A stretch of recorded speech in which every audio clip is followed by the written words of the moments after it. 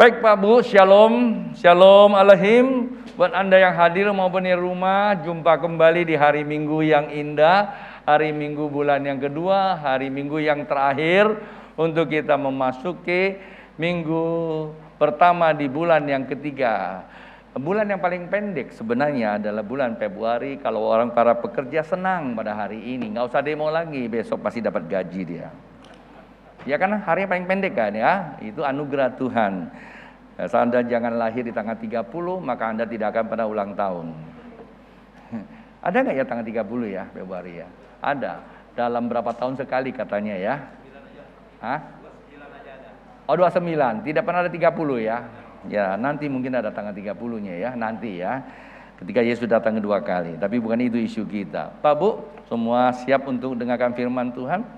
Dan saya melihat wajah Anda semua dari tatapan saya, mata saya melihat Anda ini adalah tergolong orang-orang yang diberkati Tuhan, orang-orang yang dipanggil Tuhan, ya tanda petik arti kata panggilan ilahi untuk masuk ke dalam perjamuan sucinya Tuhan. Nah, Anda adalah orang-orang yang dipercayakan untuk mewarisi panggilan ilahi atau mandat terakhir, atau mandat ilahi panggilan terakhir pada panggilan kasih Kristus yang kita sebut amanat agung. Sebagaimana kita ketahui yang di sini maupun di rumah. Kalau Bapak Ibu di rumah saya tidak bisa lihat, akan tetapi saya yakin dan percaya surga mencatat apa yang Anda perbuat. Kalau Anda duduk, surga catat. Anda tidur, surga catat. Ya, Anda sambil tunjuk-tunjuk saya, surga catat. Anda berdoa, surga catat juga. Yang pasti Tuhan mengasihi kita semua. Haleluya. Baik Pak Bu, selamat datang buat Anda yang kali pertama hadir di tempat ini maupun Anda yang pertama kali mampir di channel ini. Jadi selamat mengikuti, Anda bukan orang asing bagi kami, melainkan kawan sewarga dari kerajaan Allah. Tentunya kami mengharapkan Anda tidak langsung liwat saja yang hadir di channel ini atau yang hadir seperti ini. Ya, luangkan waktu selesai ibadah ini, staf kami akan membagikan visi misi gereja. Tentu kami akan ambil bagian berdoa buat Bapak Ibu yang punya pergumulan. Nah, yang paling indah itu adalah Bapak Ibu yang belum pernah terima Yesus, ketika Anda hadir di sini, Anda dapat jamahan sentuhan kasih Kristus, lalu ingin ambil keputusan untuk jadikan Yesus sebagai Tuhan, maka saya akan berdoa di akhir khotbah saya buat di sini maupun di rumah. Khususnya buat yang di sini tentu akan dicatat, didata oleh staf saya. Tapi kalau di rumah gimana? Ya hubungi kami lah, alamat yang tertera. Akan tetapi kalau Anda di luar kota, di luar pulau, dan di luar negeri, Anda tidak usah khawatir karena gereja Tuhan ada di mana-mana. Cari gereja setempat untuk dibimbing berikutnya. Saya kira itu saran saya. Bagi saya, hamba Tuhan membawa perdamaian dan menjadi berkat buat bangsa-bangsa. Itu tujuan panggilan terakhir.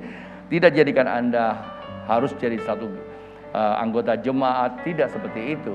Yang penting Anda jadi warga kerajaan Allah. Baik Pak Bu. Nah, jadi minggu ini kita akan sama-sama merenungkan firman Tuhan. Sebenarnya minggu ini bukan saya pengkhotbahnya. Saya tadi di era nggak kelihatan orangnya ya. Dari jadwal pelayanan, oh ada di situ. Saya pikir isoman dia. Saya bilang isoman kurang bagus, yang benar adalah toman. Kalau toman saya suka, saya bilang harusnya jadwal pendeta Ernawati. Ya biasalah kalau hari-hari ini kan banyak yang gangguan, mungkin batuk, mungkin pilek ya. Dan ada beberapa teman-teman saya kasih informasi saya tidak bisa hadir. Ya istirahat saja di rumah, enggak apa-apa. Memang kita tahu hari-hari ini banyak yang diganggu oleh cuaca. Saran saya Pak Bu, kalau Anda di rumah punya AC, tidak punya alat namanya humidity ya, humidifier ya. Anda kalau enggak punya, sediakannya baskom isi air, taruh di depan AC. Karena saya memang kebagian sedikit, bukan ahli tapi mengerti tentang tata udara, karena memang itu bidang saya. Kalau kita punya udara di mana ya di rumah, humidity-nya di bawah 50, itu akan gampang memberikan apa istilahnya ya, tenggorokan kita bisa kering, hidung kita bisa pedas kering ya. Nah, ketika Anda salah makan sedikit itu luka dan akhirnya infeksi tenggorokan, Anda tes nanti bilang positif, dia bilang Omikron. Ya, saya kira bisa seperti itu. Ya, karena itulah saya sarankan di rumah biar kelembapan itu terjadi. Tapi puji Tuhan kalau Anda yang rumahnya nggak ada loteng, ya karena Pontianak memang lembab juga kalau yang lantai pertama. Kalau lantai 2 itu biasa masalah karena matahari Pontianak itu walaupun cuma 2 ya, tapi nyengatnya itu langsung terasa di lantai 2. Matahari mall yang 2 ya, tapi matahari kita 1. Ya itu maksud saya ya. Jadi sambil saya beri pesan tapi guyonan, tapi jangan lihat guyonannya tapi penting itu. Pontianak itu panas sekali. Saya waktu kali pertama masuk Pontianak terasa sampai ke dalam ya, jalan tengah hari. Saya ingat dari Malaya saya jalan ke Kota Baru ke kantor Departemen Agama. Saya jalan kaki. Waktu itu saya sama siapa? Andreas kalau tidak salah, Andreas Sunarso, teman saya dari Jakarta juga. Sampai sana pulang saya kayaknya mau kebakar itu, otak saya itu kayaknya panas sekali, mendidih gitu. Nah itulah Kalimantan, rupanya ini bumi katulistiwa. Kata senior saya, Pak Yulius Ishak, dia kirim message buat saya, dukungan dia untuk momentum 22 itu dari Gereja Bethel Indonesia sebagai ketua pembina rohani sebenarnya ya. Dia mengatakan Kalimantan itu adalah titik nolnya matahari loh, titik nolnya matahari, pusat kehidupan buat kita semua, harus bersyukur. Maka itu kalau Anda jam 12 siang datang ke titik nol sana, itu bawa telurnya berdiri gitu ya. Jadi Anda jangan coba-coba bawa telur ke sana, berdiri matang katanya ya. Telur apa? Ya telur ayam lah ya, masa telur apa sih? Gitu loh ya. Karena itu yang dikatakan seperti itu. Saya pernah lihat waktu itu memang seperti itu. Oke, saya kira itu aja. Nah, saya tahu waktu momentum ada banyak orang mengikuti sana, tapi ada juga yang tidak bisa ikut disebabkan karena ada batasannya. Kami hanya diizinkan 200 orang, tapi bersyukur kemarin Pak Sukardi sebagai ketua panitia sudah umumkan. Kita khawatir berkelebihan karena dari luar kota mereka juga mau datang. Puji Tuhan karena mereka nggak jadi datang sehingga terdata hanya 190 sekian ya tidak salah ya, atau 180. Pokoknya tidak melebihi kata dari pemerintah. Bersyukur ya Tuhan buat semua itu baik.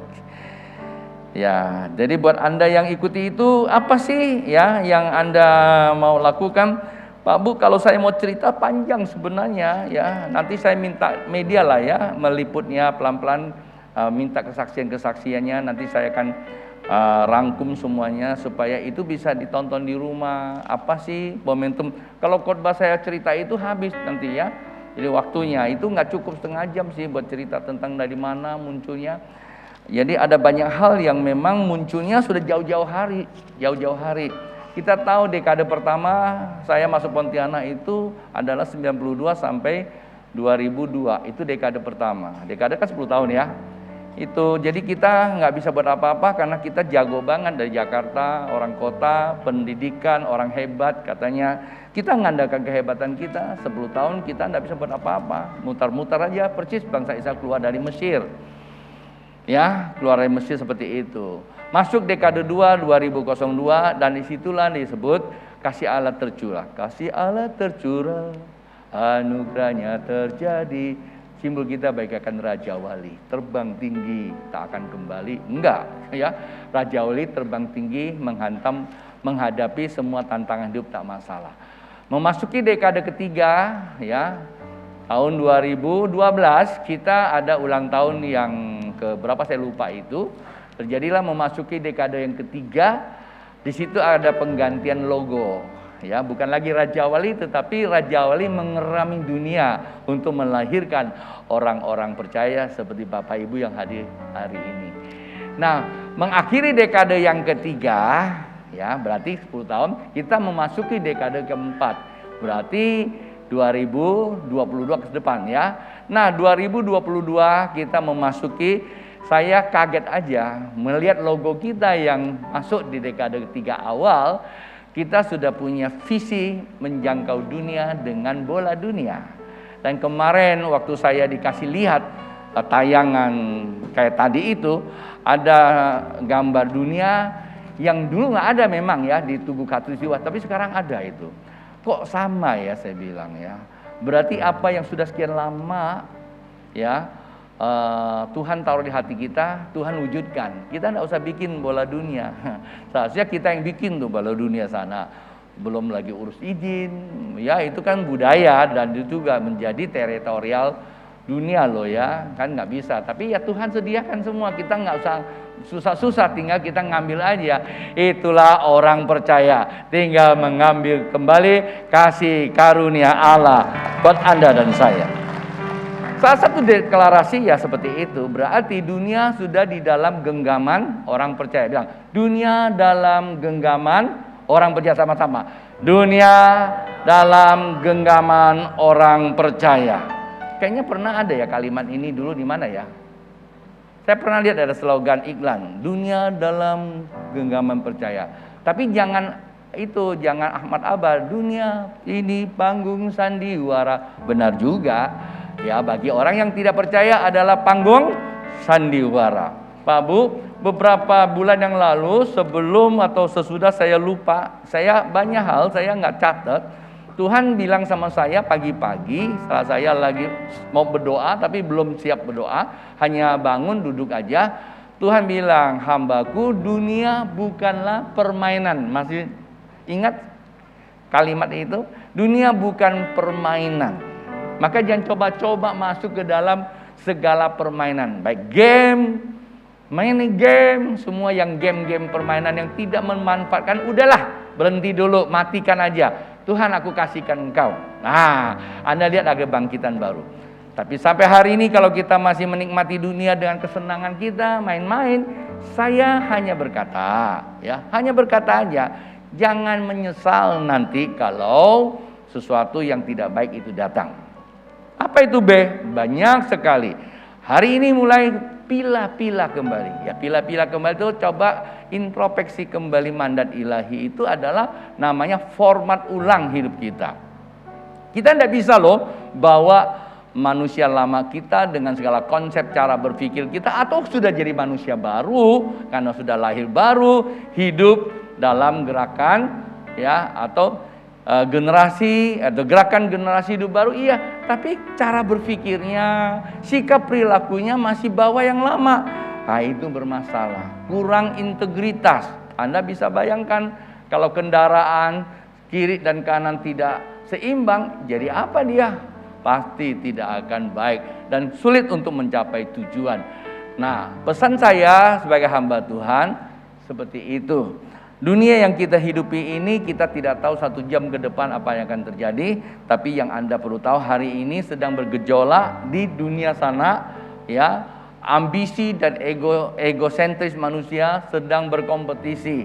Jangan-jangan nanti lupa. Karena orang kalau udah ambisi dan egosentris kan jadi angku.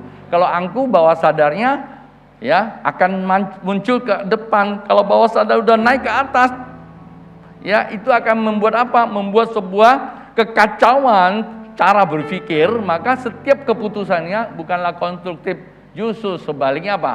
Destruktif, kehancuran. Ya, hanya beberapa hari saja setelah kita deklarasi sudah ada kematian manusia, ratusan orang hanya dalam sebuah rudal. Anda bisa bayangkan, rudal. Dan pagi tadi sudah ada ancaman, saya masih punya nuklir. Anda bayangkan. Ya, rudal saja sudah, kalau nuklirnya sampai terjadi, kita berdoa. Tapi ya saya bilang begini sama Tuhan, Anda tanya saya, apa yang Babe doakan? Saya juga nggak ngerti ya. Sampai hari ini di Tugu sana saya bilang, Tuhan, ada semua deklarasi. Waktu selesai saya berdoa, saya juga mau deklarasi kan. Begitu saya angkat tangan, Tuhan kehendak-Mu yang jadi. Jadi saya hanya minta kehendak Tuhan sebagai hamba Tuhan. Lalu terjadi dunia yang sedang panas-panas ini, temperaturnya, Tuhan kehendak-Mu yang jadi. Saya tidak minta hentikan perang. Ya kalau itu Tuhan yang mau kan kita berlawanan dengan dia kan. Saya juga tidak minta Tuhan perang aja. Wah, enggak juga. Jadi Tuhan kehendak-Mu yang jadi. Nah, tetapi pesan Tuhan ke saya buat kita semua yang kita harus kerjakan, tingkatkan iman, berbagi kasih, menanti kedatangan Yesus membawa kita dalam kemuliaannya. Oke, kita buka kitab di dalam Mazmur 78 maksud saya. Dari tadi saya buka-buka nggak ketemu nih. Mazmur 78. Dan ada beberapa ayat Pak Bu untuk kita sama-sama merenungkannya sebagai penghantar khotbah saya pagi hari ini. Ya, saya memang sudah dikasih tahu Tuhan beberapa topik beberapa hari ini yang saya perlu sampaikan buat Bapak Ibu.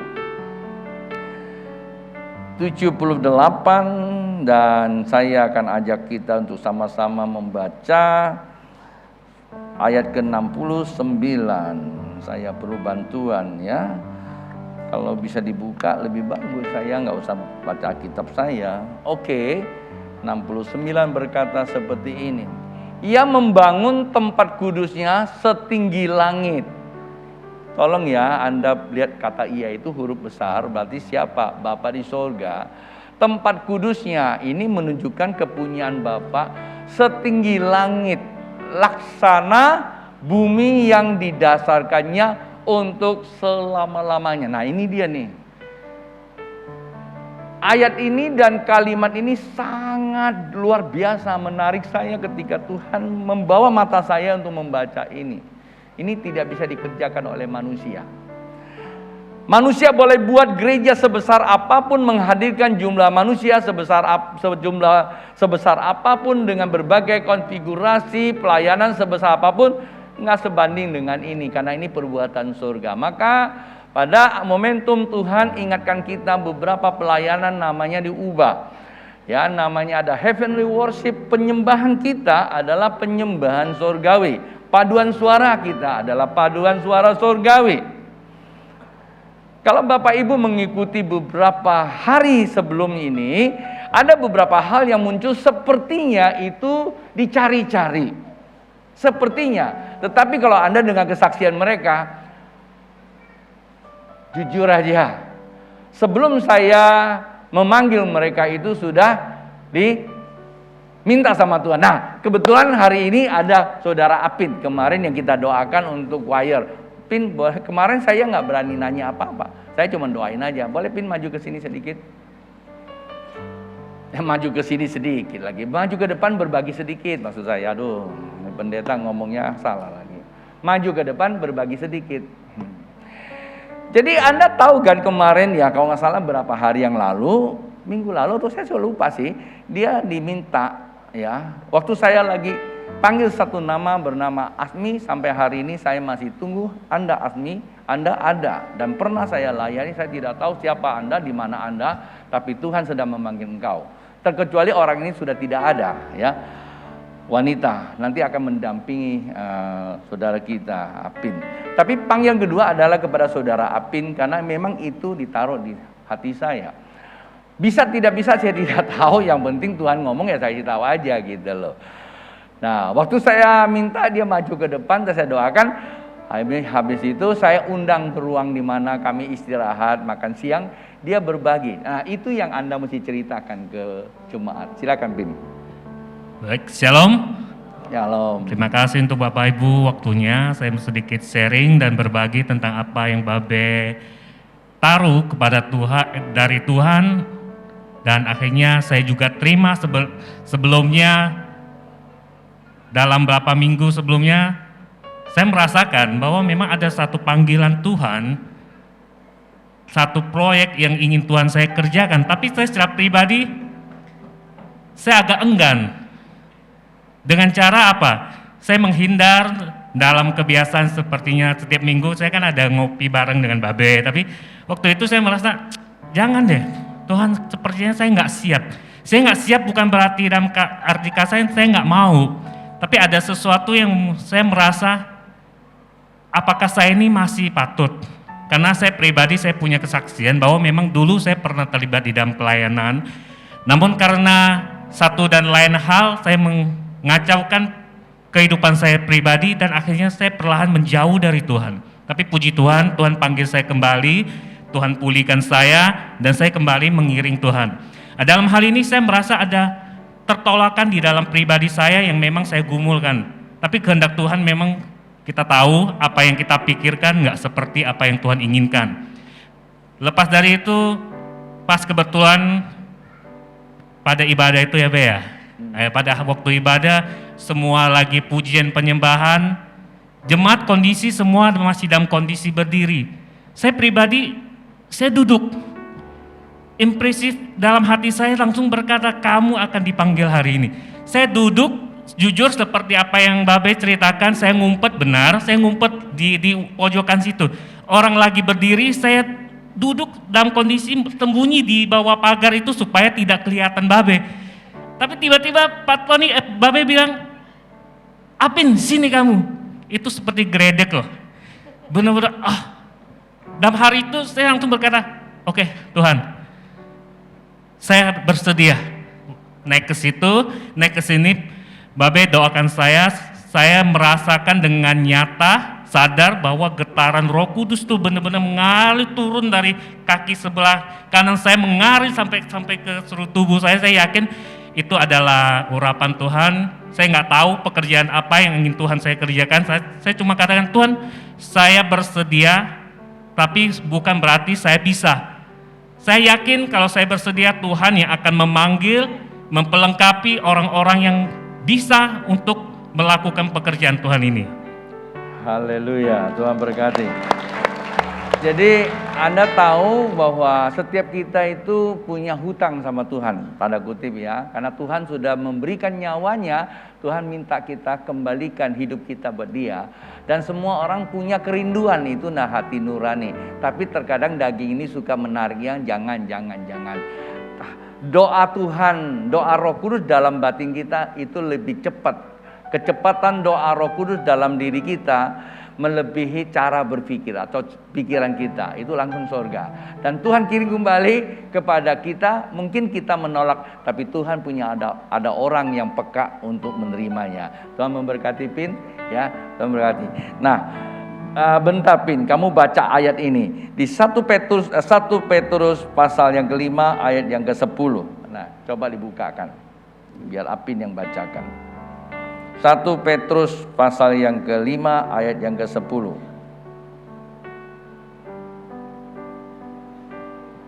Ya. 1 Petrus 5 ayat 10.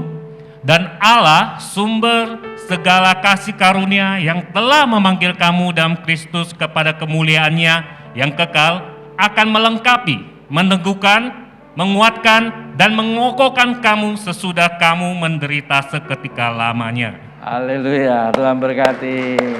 Itu Pin untuk kita semua, karena Tuhan yang sumber kasih karunia, yang tak terpikirkan, Dia yang punya. Ketika kalau Dia sudah panggil engkau berserah, Anda pasti akan mengalami penderitaan sana sini, itu biasa. Tapi Tuhan katakan, aku akan memperlengkapi yang engkau sendiri tak mampu, dan itu dimampukan. Tuhan berkati ya Pin ya. Ya oke, untuk jemaat Tuhan. Sebenarnya ada begitu banyak, ini salah satu Apin ya. Yang paling keren itu adalah kesaksian acuan sebenarnya. Ya, aku sih minta dia rekam aja, nanti kesaksian bisa tayangkan, karena dia kalau mau cerita mesti lengkap. Sebenarnya bukan tanggal 3, tanggal 4 peneguhannya. Karena tanggal 2 saya itu dapat message dari Tuhan untuk momentum 22, perdamaian kepada Bapa di sorga dan jadi berkat bagi bangsa-bangsa. Lalu saya minta kepada Gideon, tolong dong umumkan tanggal 4 kita ada pertemuan namanya New Life Fellowship. Waktu itu memang libur sih sebenarnya karena Cynthia kan. Nah hari itu kita meneguhkan ketuanya. Tanggal 2 saya informasikan ke Acuan karena dia pas mampir ke rumah untuk Cynthia ya sama bapaknya. Lalu saya lagi ngobrol-ngobrol sama omnya tentang panggilan Tuhan untuk momentum. Saya bilang, Tuan siap ya Anda ya. Apa sih momentum itu? Sediakan yang waktu itu kita belum menamakan itu Heavenly Dancer.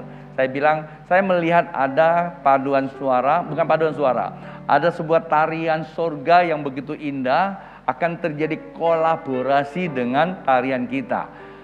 Dari mana kejadian itu? Pada saat movement, ya, bukan movement, saat momen 25 Desember. Masih ingat ya di tempat ini ya, momen itu momen ya. Momen 25 Desember itu Natal. Momen Natal itu Tuhan kasih saya lihat di tempat ini, begitu indah tarian itu, terjadi kolaborasi dengan sorga. Saya lihat kayak sesuatu turun di sini, indah sekali.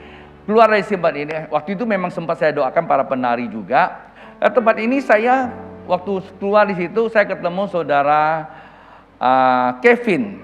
Kev sini Kev, pas dia ngeliat saya senyum-senyum, sini, lu lihat ya nanti ya. Kevin dia ada di sini sebenarnya, nggak tahu dia hadir nggak. Saya bilang, Vin, kamu lihat ya, nanti ini ke depan nih, beberapa waktu ke depan, kamu akan lihat sebuah dancer yang kamu nggak pernah lihat di tempat ini. Indah sekali. Dia ngeliatin saya gitu aja. Kayaknya dia terheran-heran juga. Dia mungkin anggap saya guyon kayak gitu.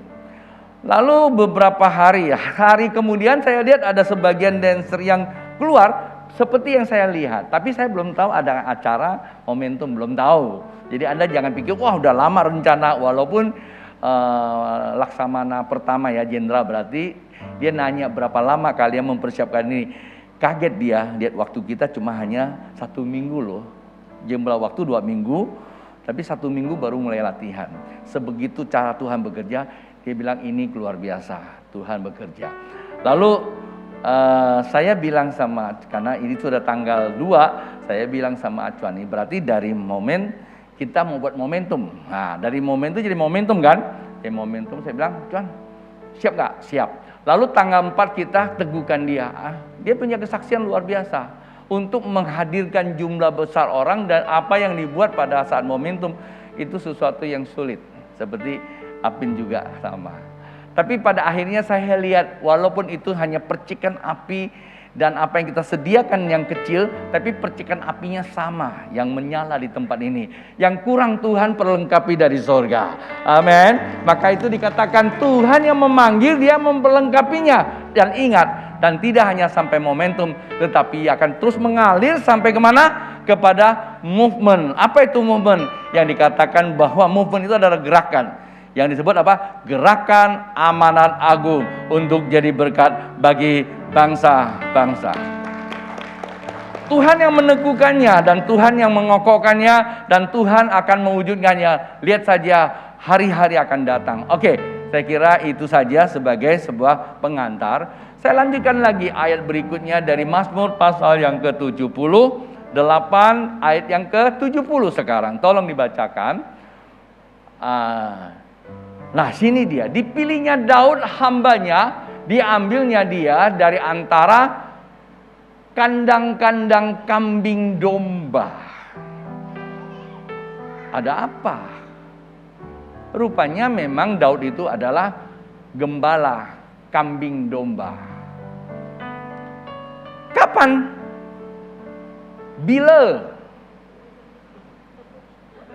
Bila dipanggil dia. Kapan dipanggil Daud? Kapan? Halo? Daud itu adalah tunggulnya Isai. Oke, saya nggak cerita itu panjang lah ya. Karena khotbah ini kan nggak punya waktu yang gitu panjang, detail. Saya lagi terima message dari surga, saya sampaikan buat Anda. Kapan dia dipanggil? Boleh dong. Pakailah pikiran sedikit. Sewaktu bangsa Israel mengalami dilemah, kebuntuan. Mungkin mirip-mirip kita sekarang ini dengan yang namanya COVID. Walaupun sana sini kita dengar bahwa akan terjadi endemi, oke, nggak masalah. Tapi paling tidaknya ada begitu banyak orang masih ketakutan menghadapi barang satu ini. Lalu bagaimana kejadian pada masa itu? Pada masa itu Daud itu tidak ada urusan dengan namanya pandemi. Dia gembala di padang gembala kok. Gembala di padang gembala ya. Kambing domba. Tapi bangsa Israel pada masa itu di dalam pemerintahan Saul menghadapi serangan virus. Virus apa? Goliat. Besar, kalau ini kita kecil.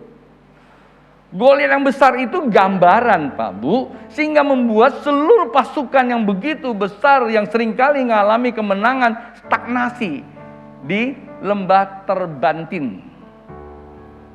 Maju kagak, mundur kagak. Istilah hidup segan, mati enggan. Betul nggak? Kayak seperti itu. Dunia terasa drop pada masa itu. Maka dipanggillah satu manusia yang imut-imut. Dan nggak jadi amin-amin, enggak. Dia tetap imut-imut juga. Masih muda. Dia cuma hanya lihat sebenarnya. Melihat apa yang sedang terjadi. Tetapi bukan sekedar lihat. Dan hamba Tuhan bisa menggambarkan dalam sudut pandang apa saja. Bisa. Tetapi Tuhan ngomong sama saya, tidak. Dia memang dipanggil untuk membawa sebuah misi. Siapa dia? Nah, nanti Anda perlu tahu siapa dia. Untuk membuat sebuah penetralan. Hadirnya dia untuk menjawab kebutuhan saat itu sedang terjadi yang namanya wabah, yang namanya bencana. Kita tahu sejarah bangsa Israel pada itu bencana yang luar biasa. Lalu dia bilang sama Raja Saul, aku yang akan menghadapi dia. Saul sebagai manusia yang mempunyai kriteria sebagai raja dan kemampuan untuk memimpin dengan kekuatan manusianya, oke. Memang belum ada manusia yang senekat kayak dia, tapi kenakanlah semua yang aku berikan. Kelengkapan perang. Apa kata kitab? Waktu dikenakan, tak berdaya dia. Menyelesaikan sesuatu yang sedang datang membawa kita pada peningkatan iman, tidak bisa diselesaikan dengan cara-cara dunia. Paham nggak bahasa saya? Menyelesaikan sesuatu yang datang kepada kita, sebetulnya itu datang untuk meningkatkan iman. Namun tidak bisa kita selesaikan dengan cara-cara dunia. Begitu kamu dengan cara dunia, bukan imannya naik, justru malah menurunkan iman. Nah, saat itulah Daud berkata, tidak akan cara dunia. Cara apa? Cara sorga.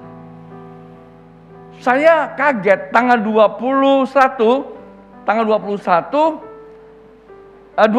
Apin itu diminta, didoakan 21 ya. Lalu 22 dia tampil. Maaf saya menggunakan tampil. Dia mulai starting pelayanan menghadirkan sejumlah, nggak bisa banyak karena panggung kita kecil. Itu sudah mulai hanya waktu dua hari ya. Saya juga nggak ngerti. Saya nggak maksa dia kapan kamu muncul. Tapi 22 dia sudah ikut ambil pelayanan.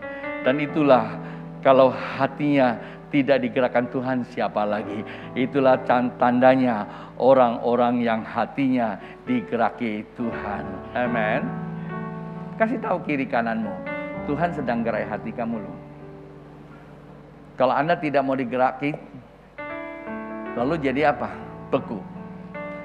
Lalu apa yang terjadi Pak Abu? Pada saat itu Daud cuma datang kepada musuhnya, kamu datang kepada saya dengan tombak dan lembing, aku datang kepadamu dengan Allah semesta alam. Sesuatu yang tidak logik. Hanya 5 batu kecil dengan ketapel. Maksudnya apa?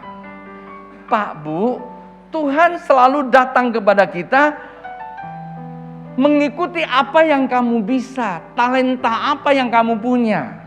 Kamu bisa nyanyi, kamu bisa menari, kamu bisa cari duit, kamu bisa konseling, apa saja yang ada dalam diri kamu. Udah itu aja. Tuhan akan pakai itu untuk mengalahkan musuhmu. Kadang-kadang kita ini terlalu pinter. Mau siap dulu baru melayani Tuhan. Kapan kamu siap? Halo? Pak Bu di sini di rumah. Kapan kita siap?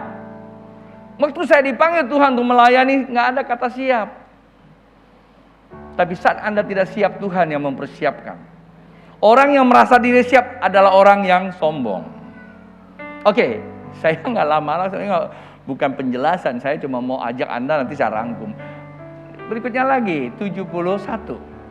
Dari tempat domba-domba yang menyusui didatangkannya dia untuk mengembalakan Yakub umatnya dan Israel miliknya sendiri.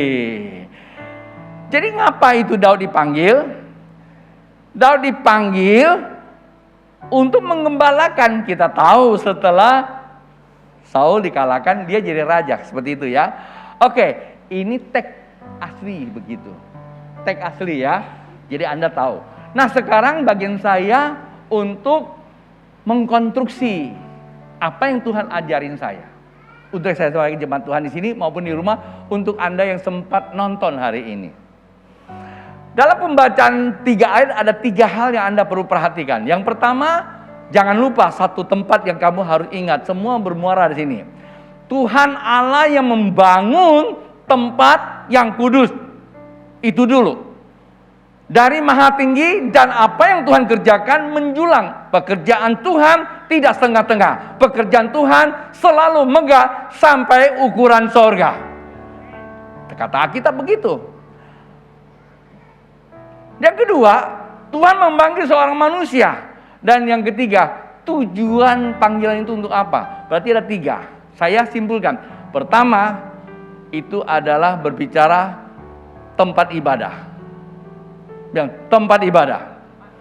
Tempat ibadah polanya pola Allah, kita nggak usah bahas. Apa itu tempat ibadah? Tempat ibadah berbicara penyembahan. Yang kedua, ada pekerjaan. Jadi Tuhan memerlukan seorang pekerja, seorang pelayan. Untuk apa? Melayani. Jadi 3. Ibadah, pekerja, dan melayani. Kan tadi jadi apa? Menggembalakan umatku Israel. Jadi mari Pak Bu, sebenarnya apa yang dikerjakan Daud, Tuhan sediakan. Kata Tuhan sediakan, kita tahu bahwa Alkitab mengatakan pada satu masa nubuatan Yoel, heran ya, tempat ibadah yang paling megah itu di mana sih? Salomo kan? Kita kenal kan?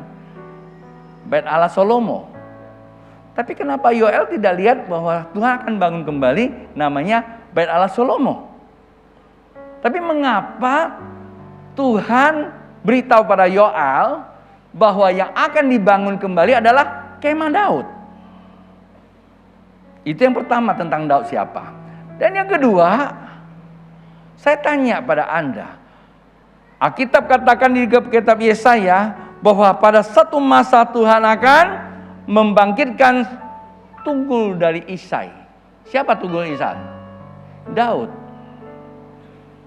Lalu kita tahu Alkitab katakan bahwa Yesus kenapa tidak anak Abraham?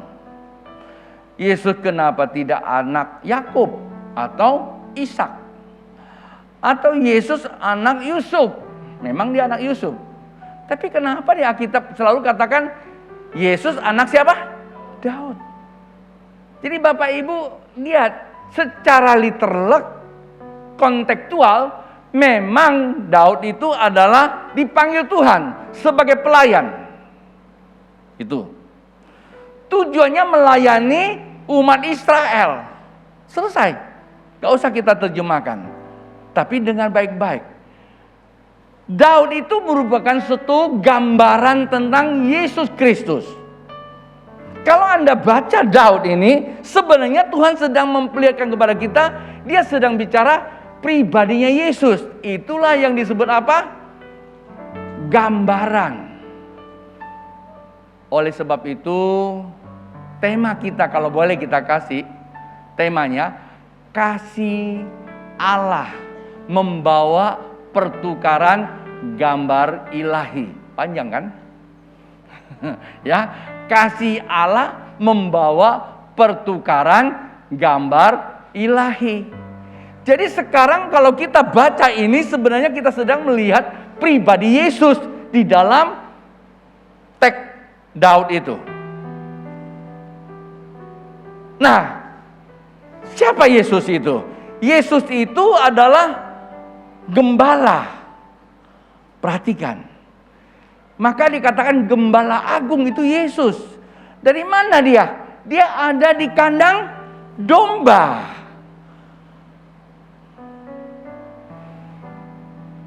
Dia dari mana? Dari yang maha tinggi. Dialah membawa sebuah penyembahan sorgawi. Sebab dia dikatakan apa? Imam agung yang sudah masuk ke dalam bait suci Allah. Sekali selesai. Ini yang Tuhan bangun. Ini nggak bisa kita kerjakan. Oke? Genap ya. Menggambarkan Allah. Pribadi langsung menggambarkan Allah dari Daud. Dan yang kedua, dia dipanggil keluar untuk apa? Alkitab katakan begitu besar kasih Allah akan dunia ini, mengaruniakan anak yang tunggal untuk apa? Menjadi perantara. Menjadi apa? Kalau bahasa saya tumbal. Mengorbankan anaknya. Barang siapa yang percaya kepada dia akan hidup kekal dan tidak mengalami kematian kekal. Artinya diselamatkan. Itu pekerjaan ilahi. Pribadinya Yesus itu adalah seorang gembala domba. Dan yang digembalakan bukan bangsa Israel, tetapi yang digembalakan adalah para domba-domba. Maka Anda dan saya disebut apa? Anak domba. Saya seringkali tanya sama teman-teman saya, hari ini ada berapa ekor yang dibaptis? Ada yang marah, emangnya binatang? Loh, kan Alkitab bilang kamu domba Allah. Coba lihat ada ekornya enggak? Enggak ada, mesti tanya Pak Stefanus ekornya. Enggak pernah ada manusia punya buntut kan? Oke? Nah sekarang ini gambaran Allah. Gambaran Yesus yang diperlihatkan oleh Daud. Dan terjadilah namanya kasih karunia. Sebenarnya apa yang disampaikan oleh firman Tuhan tentang Daud ini adalah menggambarkan Yesus. Sekarang kembali lagi, Yesus pribadi sedang menggambarkan gerejanya. Halo, maka terjadi pertukaran lagi nih. Kalau kita bicara Yesus, berarti kita sedang bicara gerejanya. Gerejanya, kata gereja merupakan satu komunitas ibadah. Di dalam isinya adalah orang-orang yang menerima mandat. Tujuannya apa? Melayani umat Allah secara universal. Paham Pak Bu? Ini bukan bicara pendeta.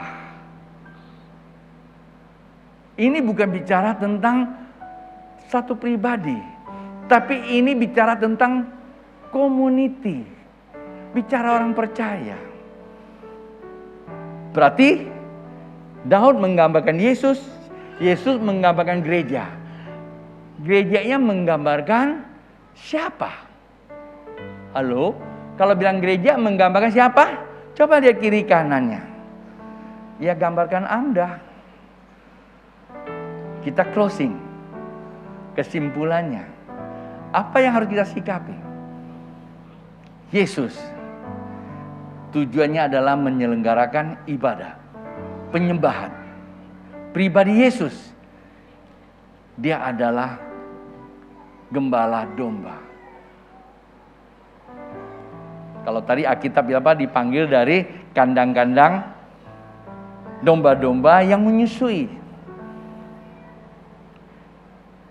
Pada tanggal 22 saat waktu mereka sedang perayaan di sini, penutupan momentum 22, saya di sana berdoa ngalami sebuah kondisi hadirat yang luar biasa. Saya lihat dari sana Yesus itu turun. Yesus itu bukan jalan masuk, turun dari sana. Turun dengan wajahnya tersenyum, tapi tidak seperti yang ada di film-film itu. Lalu saya lihat dia gendong seekor domba besar. Turun jalan sampai tersenyum. Waktu dia datang sekelilingnya banyak domba mengikuti dia. Saya tanya, Tuhan ada apa? Itulah kalian dalam gendonganku. Karena begitu besar aku mengasihi. Bapak begitu besar mengasihi kalian. Mengorbankan saya sebagai manusia mati dan saya menggendong kalian.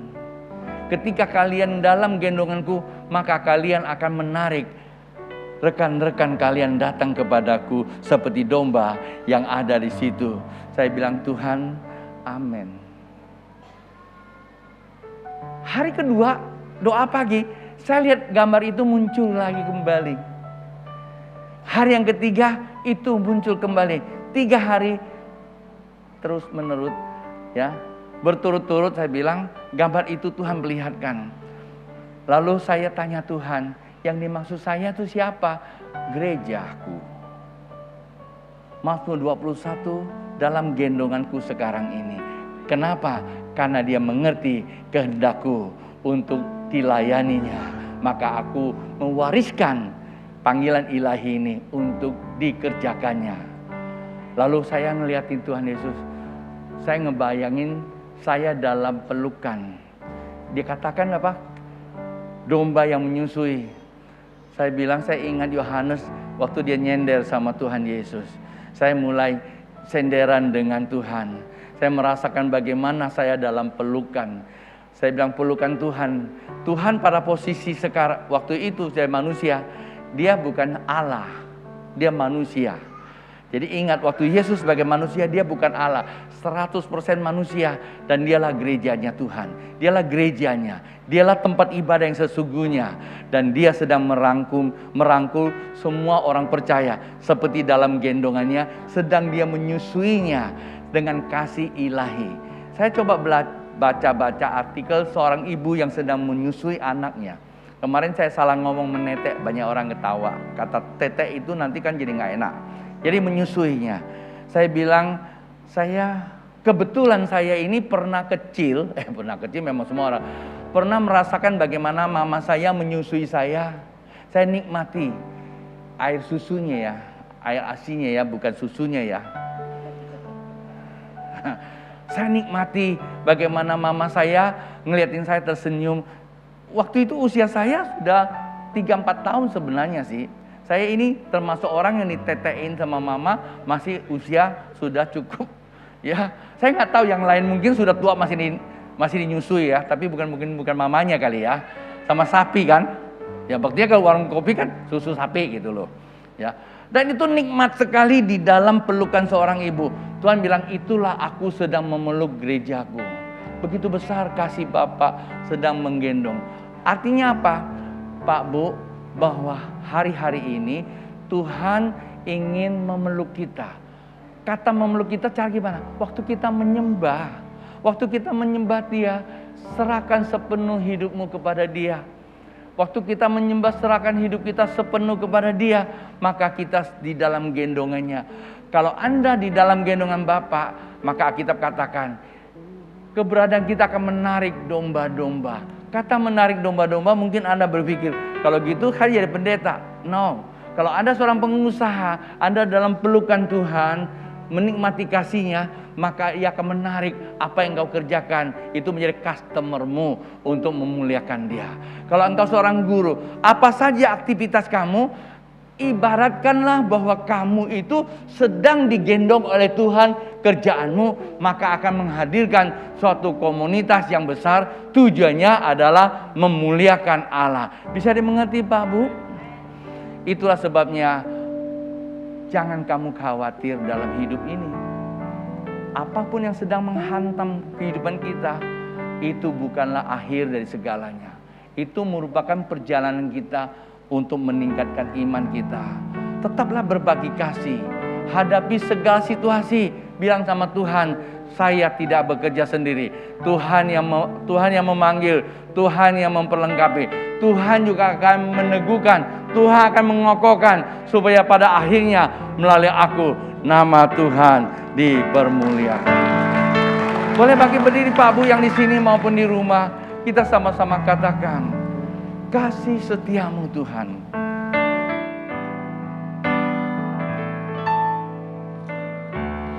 Kasih setiamu yang kurasakan lebih tinggi dari langit biru. Kebaikanmu yang tak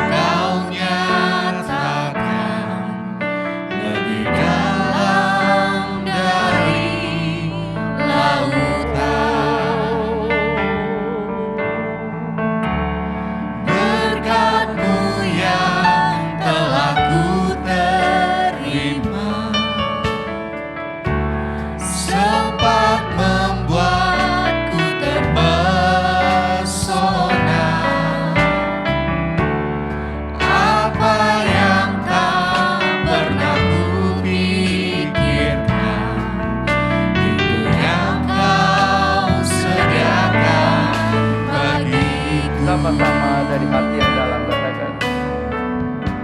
Siapakah aku ini, Tuhan?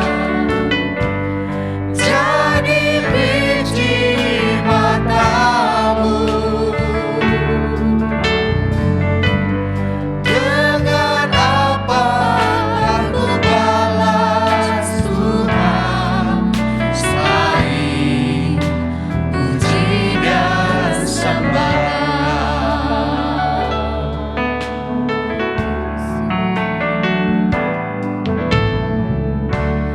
Kasih setia Lewat pujian ini merupakan pernyataan iman kita kepada Tuhan.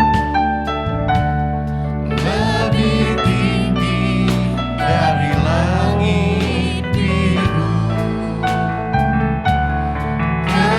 Pekerjaan Tuhan di atas kayu salib sudah selesai. Dan yang mewariskan kepada kita, pekerjaan Tuhan merupakan suatu kekuatan ilahi, di mana itu yang disandang oleh Daud dan diperlihatkan di dalam Kristus. Daud dipanggil untuk bangsa Israel, Kristus dipanggil untuk dunia. Anda dan saya adalah putra-putra ilahi yang mewarisi panggilan ilahi, dan Anda dan saya menyelesaikan pekerjaan Tuhan di panggilan terakhir ini untuk memberkati dunia. Mulai dari mana engkau ditempatkan, usahakanlah tempat itu, dan apa yang engkau usahakan, dan itulah akan menjadi kesejahteraan tempat itu, dan lewat tempat itu dunia diberkati.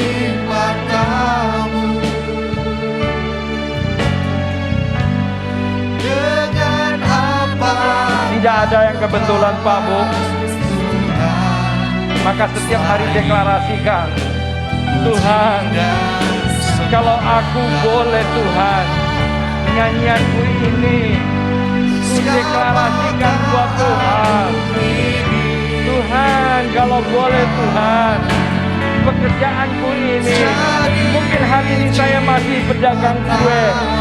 Tuhan, dagangan kue ini deklarasikan Tuhan, dia jadi berkat buat dunia. Mungkin Anda seorang guru bilang, Tuhan, yang kulayani cuma 2 orang. Kalau boleh Tuhan, aku deklarasikan 2 orang ini akan jadi berkat di dunia ini, Tuhan.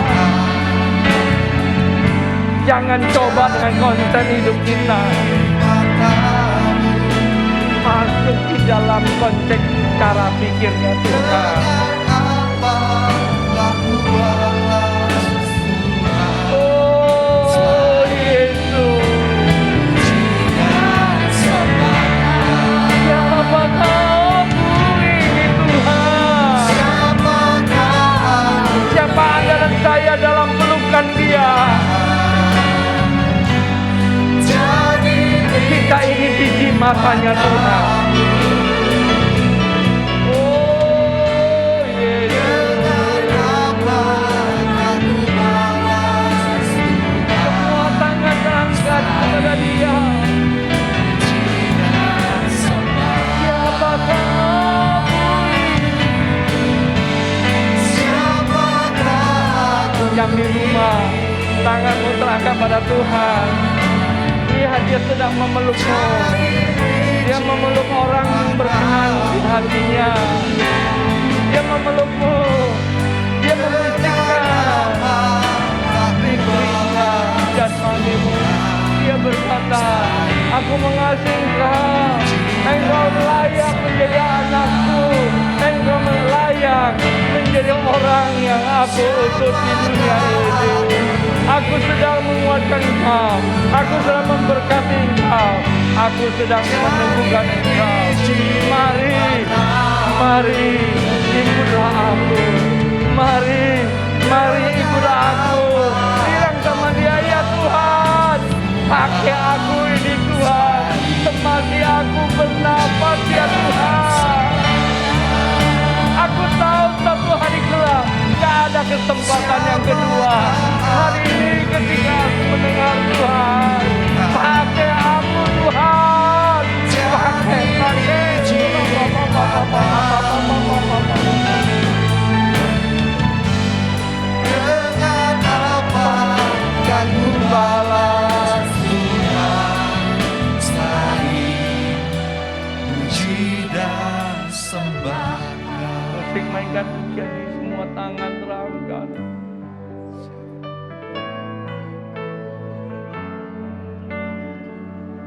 mungkin kita tidak bisa lihat Dia.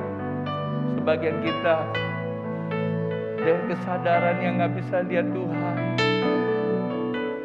Tapi satu hal yang saya mau kasih tahu, Dia lihat ke dalam hatimu.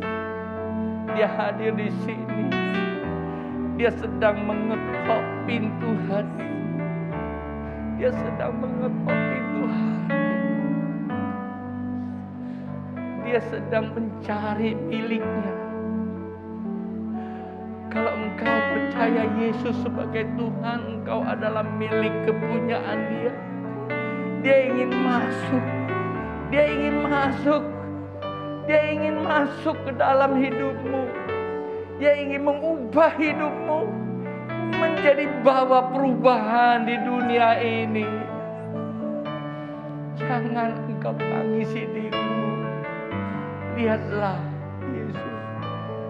Satu kalimat ilahi Tuhan berkata, lihatlah aku, maka engkau akan hidup. Taatilah aku, maka engkau akan melihat kemuliaanku dalam hidupmu. Uria Raba, semua tangan terangkat di sini Bapak Ibu. Hira Raba Sakatakara ya Raba Sekatakara ya Raba Sekatakara ya Raba Sekatakara. Ora Baba Sekatakara. Ora Baba Sekatakara Raba Sekatakara. Hira la Raba Sekatakara ya Raba Sekatakara ya. Bapa di surga, Engkau tidak tinggalkan umat-Mu yang Kau tebus ini. Hamba-Mu hanya menyampaikan apa yang menjadikan hamba-Mu untuk boleh berbicara, yaitu suara ilahi-Mu sendiri ya Tuhan. Buat mereka di sini maupun di rumah, sekarang Tuhan, setiap mereka yang mendeklarasikan dari mulut mereka isi hati yang dalam, Engkau catat di surga ya Tuhan. Engkaulah yang mengurapi, Engkau yang menyanggupkan mereka menjadi pembawa kabar baik di akhir zaman ini. Dimanapun mereka berada, apapun pekerjaan mereka, Tuhan yang memperlengkapi mereka untuk menjadi orang-orang yang diberkati, untuk menjadi berkat. Yang sakit mengalami kesembuhan, yang sedih ada penghiburan, segala persoalan kehidupan ada campur tangan Tuhan di dalamnya. Oh